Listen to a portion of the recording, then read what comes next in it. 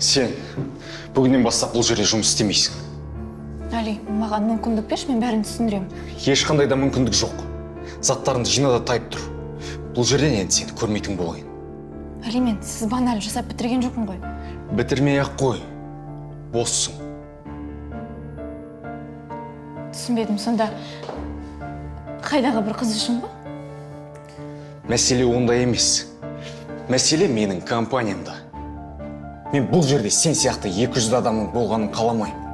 Али, өтінемін, сөйлесейікші, тыңдашы мені. Али, мен сені сүйемін. Маған сенсіз өмір жоқ.